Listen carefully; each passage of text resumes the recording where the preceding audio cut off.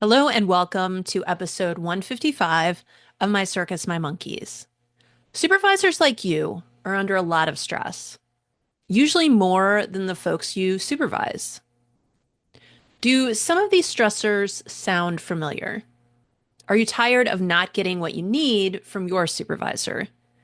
Are you frustrated that your team isn't doing things the right way? Are you and your team rushing from meeting to meeting without time to think?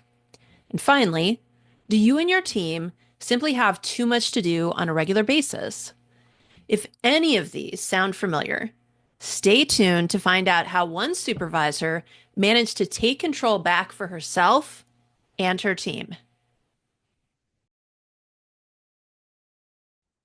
Supervisors like you are facing unprecedented challenges, and that can feel disheartening and disempowering. I've heard so many people say they feel like imposters.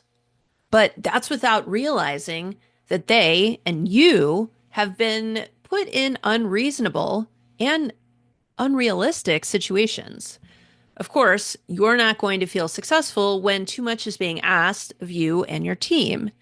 So if you've been feeling overwhelmed and stuck, it might be time to make some changes. In this episode, I'm revisiting my interview from last fall with Karen Smolarek, the director of TRIO Student Services at the University of Wisconsin, River Falls, and current president of the Educational Opportunity Association, the EOA. During our conversation, she talks about how she's upgraded, how she supervises her team, and how she's challenged her mindset around a few key areas, and that has made her and her team more impactful and less stressed. So let's go back to Karen. Karen, can you start by introducing yourself? Hi, I'm Karen Smolarek. I am the director for the TRIO Student Support Services program at the University of Wisconsin River Falls. I have been in TRIO for 15 years. Prior to that, I was an educator, and um, I am looking forward to working as to serve my association, my TRIO association, the Educational Opportunity Association, in the Midwest as the president in starting in November. So I'm doing a lot of training and learning right now and helping and I mean, my strengths are helping me prepare for that in a lot of ways. So identifying Okay, what I've got and excellent. what I need. Yeah. Sure, sure. Awesome. Excellent. All right, cool. So you were gracious enough to come on the podcast, both because I asked you, but um, you did the Supervisor Strengths Institute. And how long ago did you do that? The summer of 2022. 2022. So it's been 2 years. Dang. Okay, cool. Yes. Awesome. And then more recently, this past summer, you've done some team I've done some team training with your team as well. Correct. I Yes, excellent. That Cool. was an So, accurate summary. yay. Okay, excellent. So, I just wanted to talk to you a little bit about your experience with both so people have a better understanding of what it is we do at Strengths University and of course specifically the Supervisor Strengths Institute because our fall institute is coming up in just a little bit under a month. We start on September 18th. So for people who are wondering about this experience, I wanted them to hear your sage advice and your wise words. Thank you. Um, well, I think it even goes back farther than the Oh, Strengths Supervisor Institute because I participated in a workshop that you and Alicia did oh for yeah. through the Mokani Trio chapter, and um, that sort of got me thinking, yeah, I probably need to pay more attention to these things. And Okay, then cool. um, through that, got connected to the communications that you send out, and I thought, I think a Supervisor Institute would be a great idea um, to improve my leadership skills and how I lead my team. Okay. So that's why I think that's really what started it. And then going through the process, the I think it was 8 weeks. Um, Hmm. and so meeting weekly with our cohort was, I think, really beneficial because we could commiserate a little bit, but also like you can only complain for so long and then you got to figure out what you're going to do about it. And I think Hmm. that that's really what I started to think more about. Like, and I think I'm a firm believer in either say something or let it be.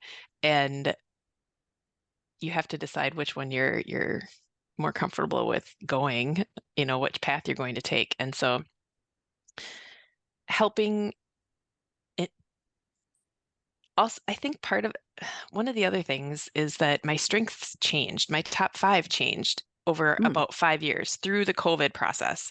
I had taken strengths probably in 2018 and then taken again prior to um, the first training through Mokani, and they changed, and I found that fascinating. Not that I just a couple changed, right? They rose up the list, if you will. And to me, that was really fascinating that over the 5 years, I had changed so much. And then I really needed to dive into what made that change, and then how do I use that change? Um, how do I maximize? That's my number one strength.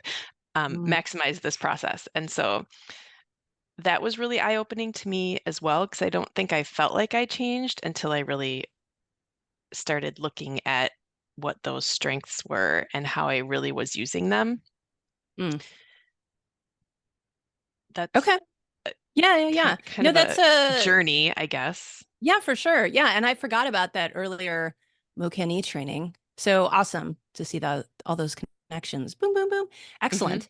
Okay, so when you were talking about that, you said very broadly, I realized I needed to start paying more attention to these things. What were these things? Like what were the important things that really stood out to you that you wanted to better understand and do for your team and yourself?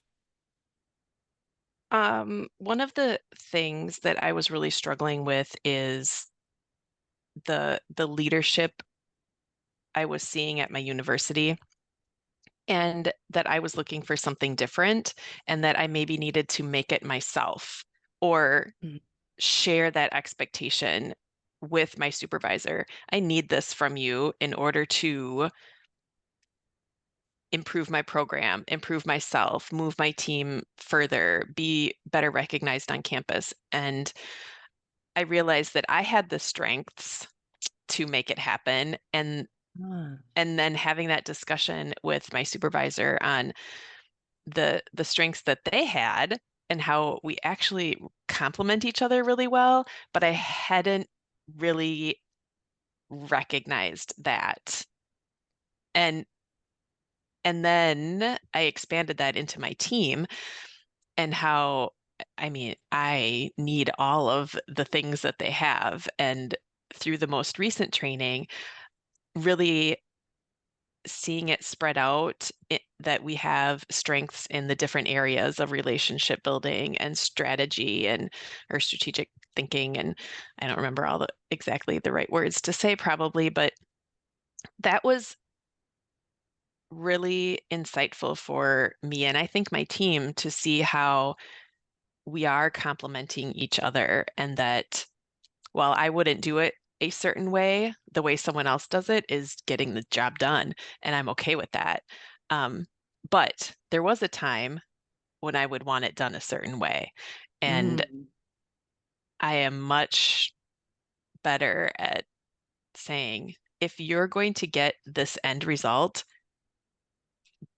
share with me your plan, and then let's make sure it happens. So I'm Excellent. I still want to know what's going on and what they're going to do, but recognizing it, there is way more than one way to do something. And so, Sure. yeah, Yeah, no, that's awesome. So, if I may paraphrase, so you're talking about managing your team, managing their performance, but honoring their individual talent themes. right. And we have a breadth of experience and age on our team. And so it's, I mean, I'm also comparing it a little bit with my association work as the incoming president. It's the same on in our large association that there are some long-standing experienced folks and some new people who are coming in who don't have the history and that experience, but they're bringing new experiences from wherever they're coming from, and balancing that and honoring, both ends of that continuum of um, knowledge and experience is the only thing that's going to keep us moving forward. And Hmm. I am really looking forward to the potential in both situations. Excellent. All right, awesome. So, when we were talking before we started recording, one of the things that, or I guess a few of the things that we talk about in the Institute, and actually we talked about this with your team members as well, is the idea of energy management and stress management. And I thought you, just because I don't know, maybe you'll remember what you said, but you were talking about that, with your team and with students, you need to be okay before your academics or your work or your ability to help students is going to be beneficial. So can Yes. you talk a little bit more about, I think, the impact that had on your own mindset and perhaps now your teams? Right. When I first started the Institute, that's one of the activities that is recommended is to manage or record your energy. How are you spending your, I'm going to say time, because eventually that equates to your energy a little bit, in terms of if you're spending so much time and energy on a certain topic that just drains you, then you got to figure out what's going on there. Can it be delegated? Is there someone else who would really thrive on this activity? And being able to, as a supervisor, not feel like you have to do everything. I think you have to know a lot of things, but you don't have to do all the things. And so I kept a journal, I guess, and e- it ebbs and flows now, where sometimes, like now, I kind of picked it up again the last few weeks as we've been through this team training, just to refresh myself, what's getting in my way, where am I really feeling energized, like just understanding both sides of the things. And um, I know for myself that if I'm feeling drained and overwhelmed, I'm not going to be very helpful for a lot of people, my team, the students that I serve, any of those things. And so I really push that out to my team, that when you need time, you need time, and Mm. making sure that your calendar isn't just blocked all day long with meetings and students and all this problem solving that tends to need to happen there, and being over involved, not that's not really what it should be. um, you still need time to process, and you need time to do your own work and reflect and think about where your energy is being spent, and are you overspending. Mm. And so i I think I do a really good job of emphasizing self-care, especially in terms of time off. Mm. A lot of times in higher ed, we feel like we have to work, work, work, work, work, and there's no breaks allowed, and you can't take a Tuesday off here or even an afternoon, right? And I'm that's not okay. I know I need the time off, and therefore other people must need the time off. So the I'm okay with that. Come to me and tell me that you need the break or you've scheduled whatever it is you need, and make sure that your calendar reflects that so that you don't get scheduled and you don't have that time taken from you, because we need to recoup and be ready, to help and do the next thing. And I am constantly telling my students the same thing. Like, Mm, you need to be okay first. Is there someone you need to talk to? Do we need to solve your financial aid issue so that you can have peace of mind that there's funding and the process is being followed, and then you can focus on your academics and your other involvements in your family. And we all have competing priorities and um, places we want to spend our energy, but also places where it just sucks all the energy out of us. So sure. um, yeah. Yeah. So for yourself, kind of pre-institute and before you were thinking of yourself in terms of energy and how you're spending it, how would you say the quality of your life has changed, if I can put it in that way? I would say it's mindfulness, right? I have my self-care is reading for pleasure, not for work. So I build that in every day sometime. Usually it's in the evenings, but then that helps me also wind down and put a gadget away or whatever, and like just focus on even 30 minutes. I try 30 minutes. That's usually my goal. And sometimes I'm just too tired and like, okay, just go to bed. That's the most important thing here, which is also self-care, right? I need to go to bed Yeah, a little earlier and practice that too. But um, it is a busy time of the year. And so being honest with yourself about what you can accomplish and can't accomplish, mm, and still being mindful of that I'm taking time for myself and not spending all my energy on other people, mm, um, has been, I think, really important. And again, tracking that energy part. I really, the last couple of weeks, I've probably 3 times a week at least. I write down, because I'm feeling it, right? I feel mm, like something's using up my energy, and I need to think about where that is going. And so writing it down and just really reflecting has been it's cyclical, right? I'll Once I sure, figure it out, I'll process it and I'll be good for a while, and then something else will come up, and I just need to reflect and think about that. sure. So throughout this process, and again, you've gone through this a couple years ago, so you've had time to, implement things, tweak things, see how they work. How do you think, like, one of the topics we talk about is coaching your team. And of course we use a strengths lens with that. How would you say your your interactions with your team have changed given these new kind of ideas and insights you've gotten? Well, one of the things I took away from the Strengths Institute was the uh, one-on-one meeting agenda, Hmm. where my staff lead the meeting. They put in, um, the first part is, uh, what went well, where did your strengths show up? What's a missed opportunity, which has been a real interesting conversation. And then going into um,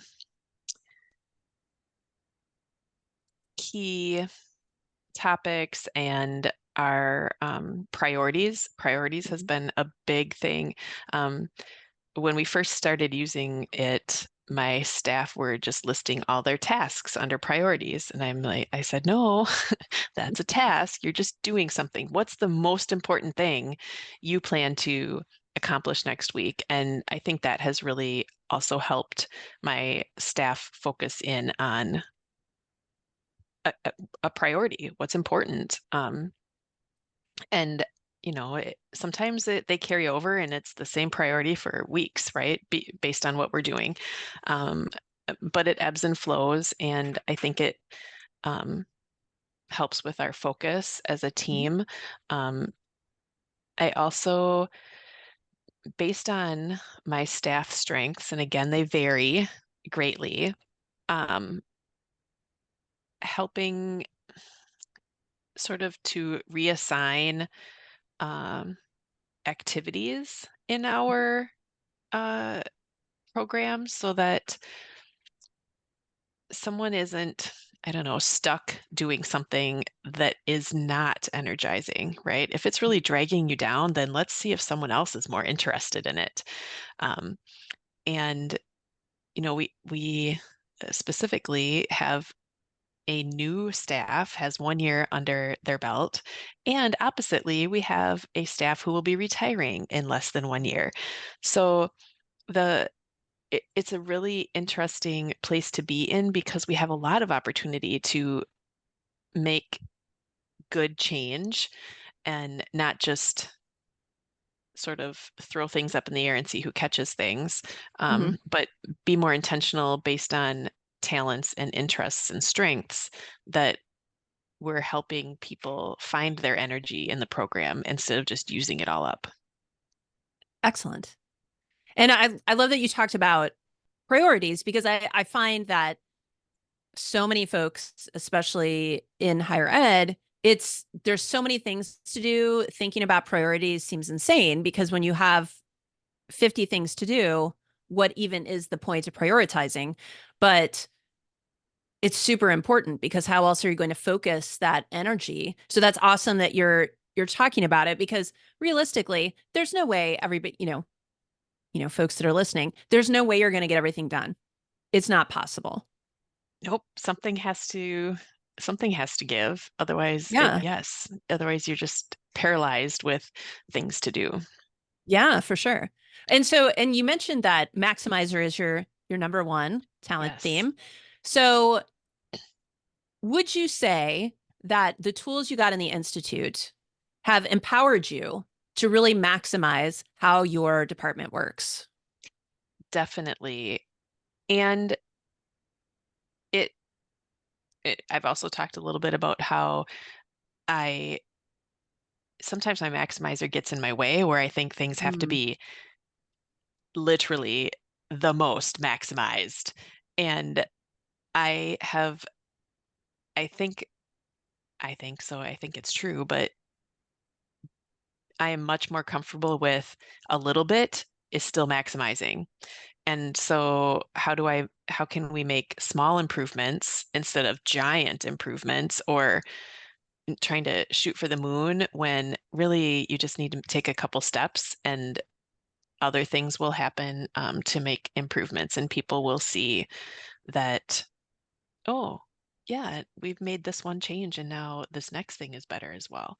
So I I love having Maximizer as my number one because it pushes me to the next thing and being much more mindful that the next thing is not so far away.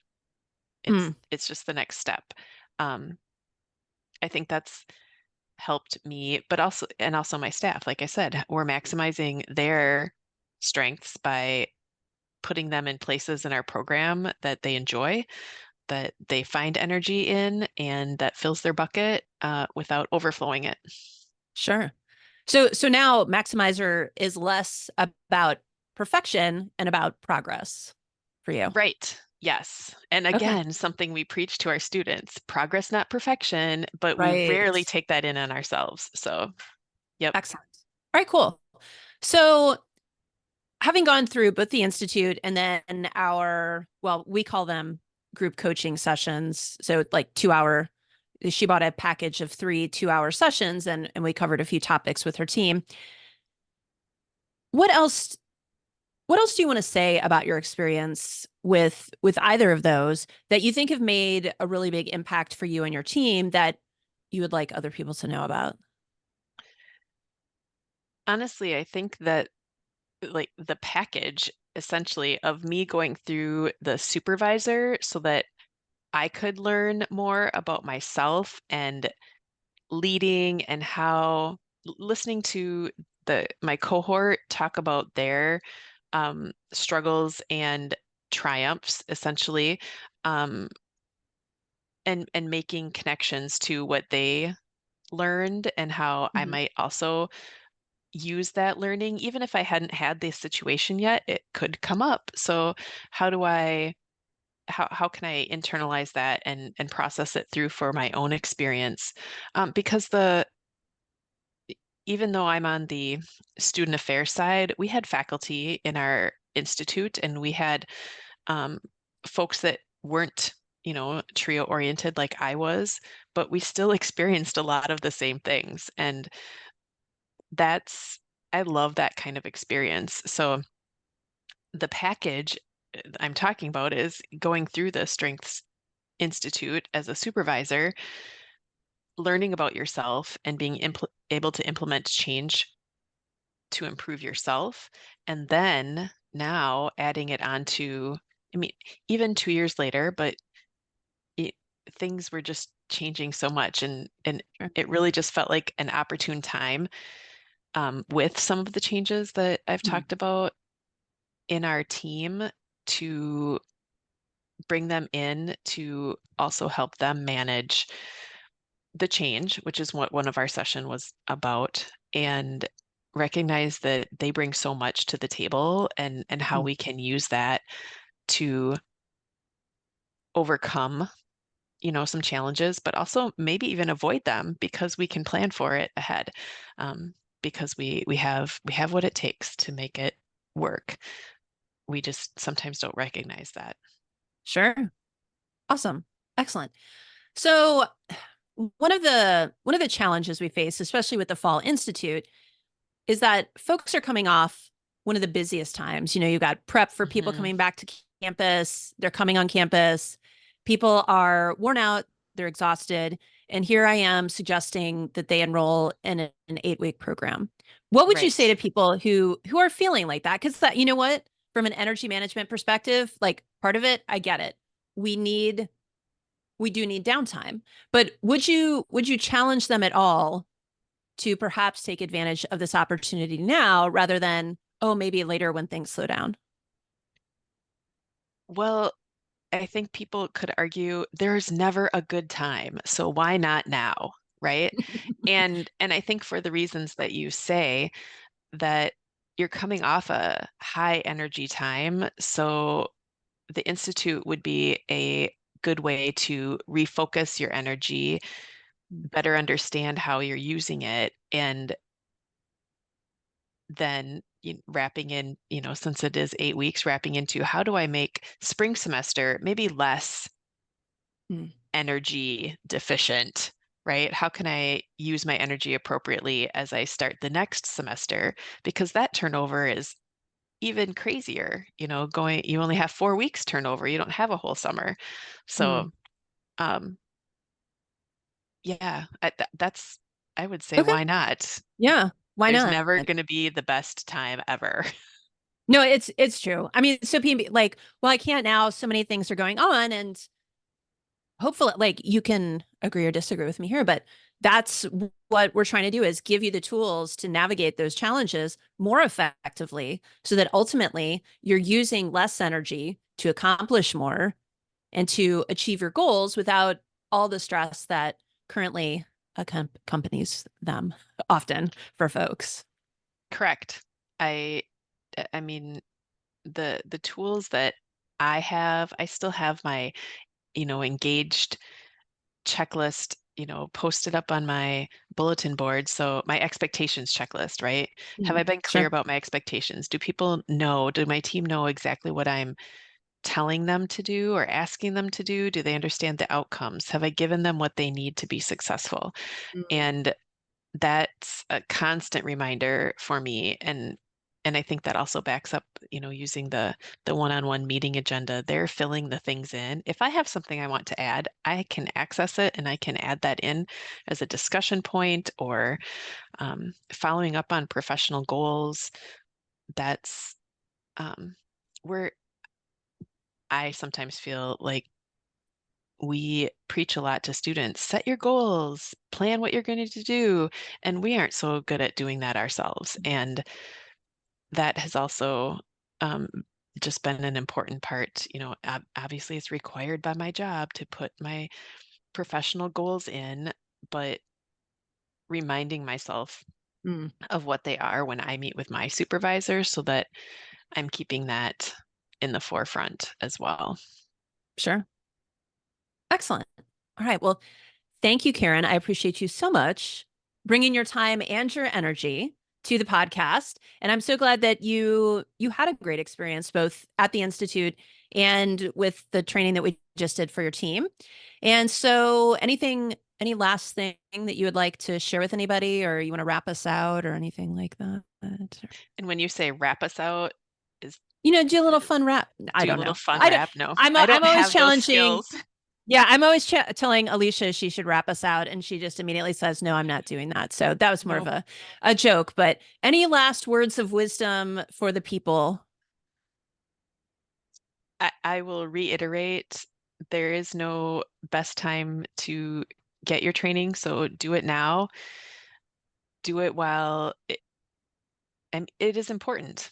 I I have learned so much, and I think I have implemented a number of things through the institute, through this coaching, through the one-on-one sessions with you, helping me really identify for myself what is important and what I need to prioritize and how I need Mm, to use my energy, and not so much about what other people are or aren't doing that would help or not help me, but focus on what I can do to, you know, be the change, right? And sure. that's that's been, I think, really helpful for me. That was my interview with Karen. I hope you found the changes she's made over the past 2 years inspiring. If you're feeling frustrated or overwhelmed, maybe it's time for you to think about doing things differently. Like Karen said, you need to be the change if you want to see different results. I would love to work with you in the next Supervisor Strengths Institute or with you and your team for a workshop, a retreat, or a group coaching package. In the last 7 years, my life has been dedicated to creating meaningful and powerful training opportunities for supervisors in higher education. If my discussion with Karen resonated with you, this is your call to action. Email me at Anne, and that's ANNE, at strengthsuniversity.org, or just use the link in the show notes to set up a free call to discuss what you and your team need to start feeling more successful and less stressed. And until next time, stay strong.